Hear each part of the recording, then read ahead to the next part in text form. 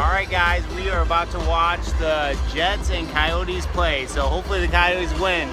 You're watching Post to Post.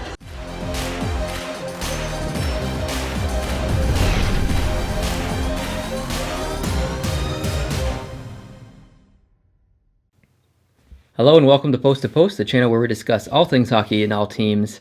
And I thought we'd go back through some stuff that I found recently in the basement, some old school memorabilia, some merchandise, some stuff I got from McDonald's, just a few fun things, a few interesting articles from magazines, and then some lineup cards from games that we went to. Just a bunch of random stuff, I guess. Thought it would be interesting to make a video about it because I think some of the older fans will recognize some of this stuff. So I wanted to start off with these helmets, these little helmets. And I got these from McDonald's back in the 90s.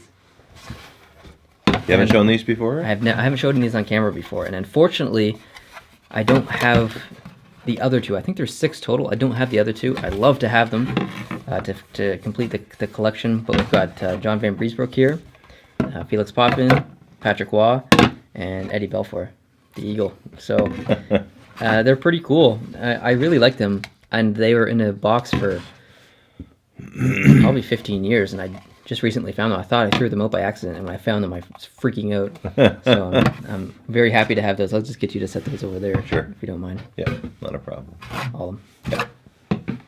Yeah. And then I found this, which is a bit stained and stuff, but I think this was a McDonald's. Yeah, I think this was a McDonald's toy back in the 90s. So it's just Kermit dressed up in the All-Star jersey thing.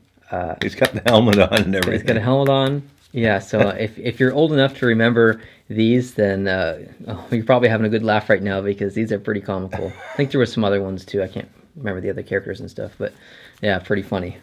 So I'm going to keep that. I wonder if there's a identity on them. And... I thought we'd talk about this one first, this magazine. It's a Canadians magazine here.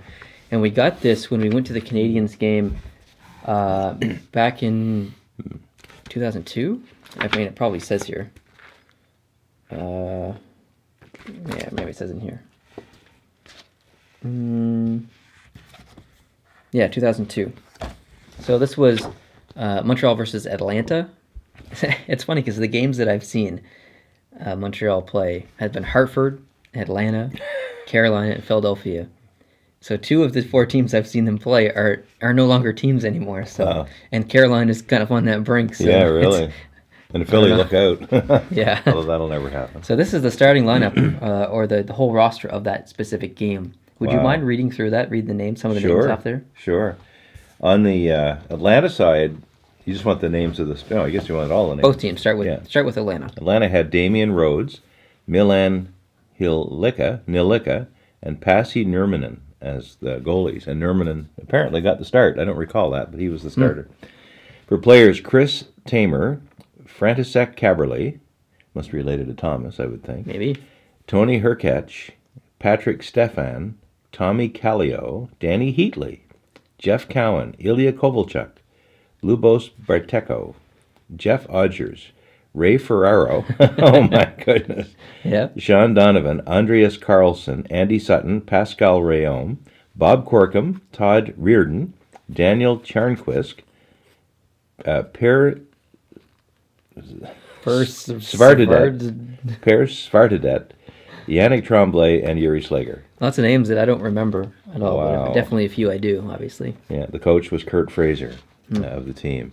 Montreal had 4 goalies on this card, any one of which could be starting the game, and they had Jeff Hackett, Jose Theodore, Matthew Garon, and Olivier Michaud, and Theodore got the start. He was the main starter that year, and Theodore got the start, so we saw him play.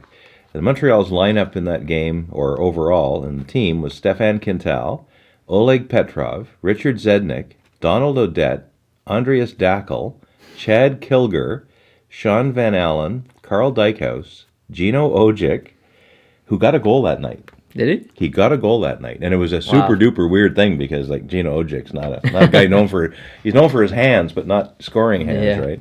Sean Van Allen, Jan Boulis, Patrice Brisebois, Sheldon Surrey, Aaron Asham, Benoit Graton, Francois Bouillon, Craig Rivet, Patrick Traverse, Stéphane Robida, Mike Ribeiro, Ugh. Andrei Markov, Joey Juneau, Doug Gilmore, Yannick Perreault, and Sergei Doug Berezin. Gilmore was in that game? Yeah. That's amazing. Yeah. And Sergei Berezin. Berezin, Markov, Ribeiro, Rivet, and Kilger were the starters for Montreal with Theodore in net. Montreal won the game. Head They coach did. was Michel Therrien, number 1. No, number 1. Version 1.0. Yeah, and the assistant coaches were Guy Carbonneau, Rick Green, and Rolly Melanson. So, wow. Equipment manager Pierre Gervais. He's still there. He sure is. Yeah, he's a fixture.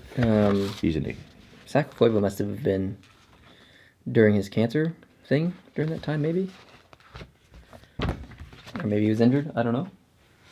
well. I can't remember specifically when he... Yeah, because even injured players, unless they're on the long term, I think they would still be on that list. You know, if they're on the IR Could be. I don't know. 7 day, they'd still be on that list. Maybe not. So These are 2 tickets faded tickets. to the Fredericton Canadiens game back in 1999. It was a playoff game. Not just any playoff game. It was the Calder Cup game between the Fredericton Canadiens and the was it Albany River Rats? on the Albany River Rats, who I think were the farm team of the New Jersey Devils, if I'm not mistaken. Yes, they were back in the day, yeah. Yeah, and that was the game that we saw the Calder Cup passed around because the Calder Cup was won that night. Yeah, it was won that night, and these tickets were $13. A Calder Cup ticket today would probably be at least $100, I would assume. I would hope. Well, maybe not. I don't know how. Yeah. Depends where it is, I guess. All but, taxes included. yeah, $13 and I Yeah. guess yours. You had a student ticket. It was $9 for you. Heck yeah. We had good seats, too. Yeah, no, we had every seat in the Aiken Center is a good seat. So. Yeah, so we kept those. That's pretty funny. And this is an old sports collector book that I have, card collector. It's November 2005. But on the back, it's got It's 12 years old. the McDonald's cards for 99 cents. McDonald's, if you're listening, you need to bring back hockey cards for 99 cents because I'd be all up on that. And I'd be all up on these fries, too. I'm sure there's some interesting stuff in there, too. It's but got to be. Jeff this Carter is- in the front. the hockey news from 2010. So not too old, but still basically almost 8 years old now. And inside, I'm using this as a bookmark because this is something I wanted to talk about too. This is a receipt from when I played hockey. So I had to, what was it called? It's just a registration fee, right? Yeah, just registration for minor hockey. Yeah, so this was a registration fee in 1996. So if you're watching from another country, back in 1996 in Canada, this is how much it cost to play hockey for a year for a kid. And that was $155. To play hockey now, the registration is probably like $800 or something insane. So, yeah. Okay, here's the article I wanted you to read. What are you doing? I'm looking through this one because there's an article in here that says the 2006 Calder candidates that will challenge Sidney Crosby. Okay, I just thought it was interesting to see that on the front cover. so Sidney Crosby's first. Sidney Crosby's number 1. These are the rookie class based on who they think will be the Calder Cup winner or Calder Trophy winner. Number 2, Jeff Carter. 3, Kerry Lettinen. 4, Thomas Vanek. Number 5, Alexander Ovechkin. Number 5. Number 5. Wow. Number 6, Antero Nidimäki. Number 7, Zach Parise. 8, Yuri Hudler. 9, Ryan Getzlaff. 10, Mark Fleury. 11, Mikko Koivu. What? Mark Fleury was in the league before. Well, Crosby. maybe he didn't have his minimum number of games.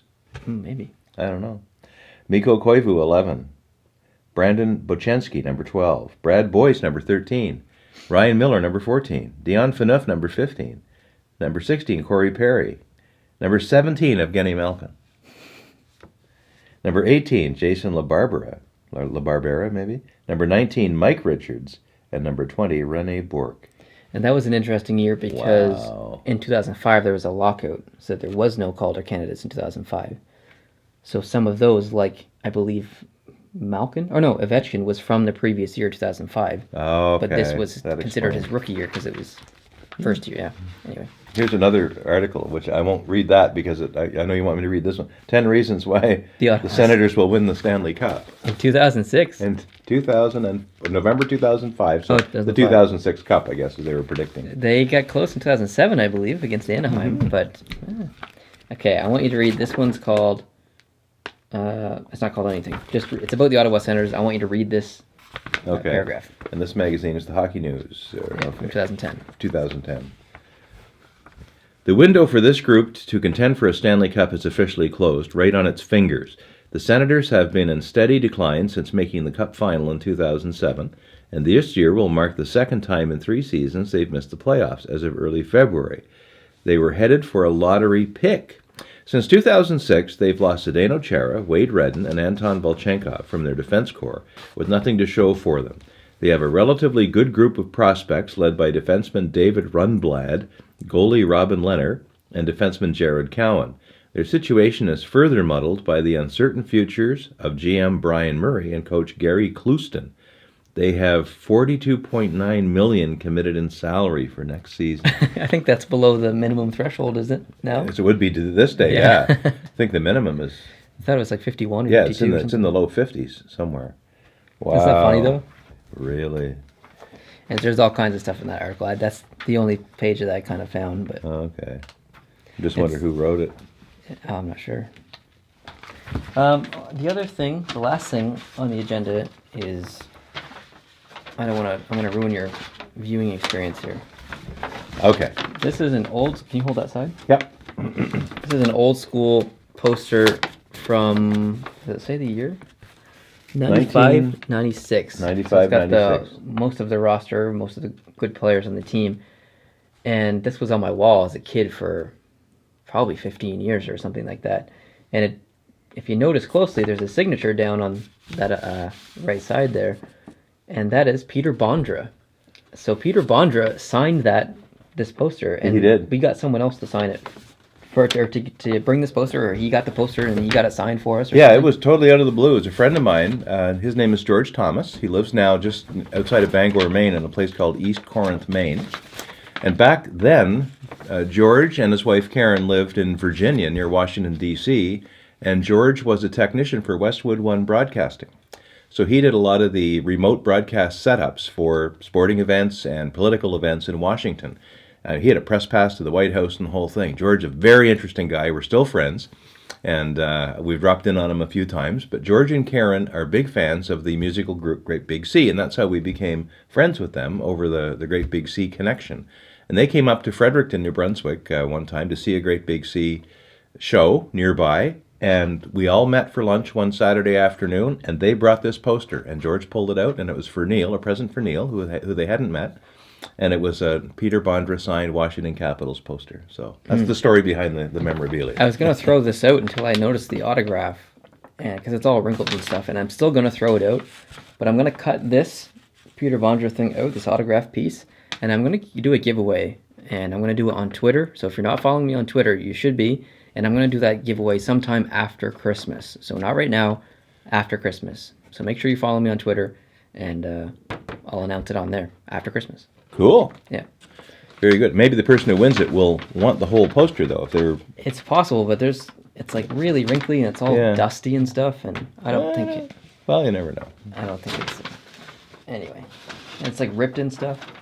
That's all I have for stuff to show, but if you want hockey cards from us, I have a lot of duplicates. Do we have any spares?